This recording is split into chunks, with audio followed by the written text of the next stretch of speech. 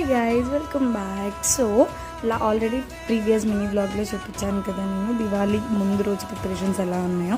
So ఇది దివాళీ రోజు అనమాట. సో మార్నింగ్ లేచి ముందు రోజు లేట్ అయింది కాబట్టి యాజ్ యూజువల్ కొంచెం లేట్గా లేచి దొంతులు పెట్టాలి కదా దివాళీకి. సో అదంతా రెడీ చేసి దొంతులు అవన్నీ పెట్టేసరికి మధ్యాహ్నం అయిపోయింది.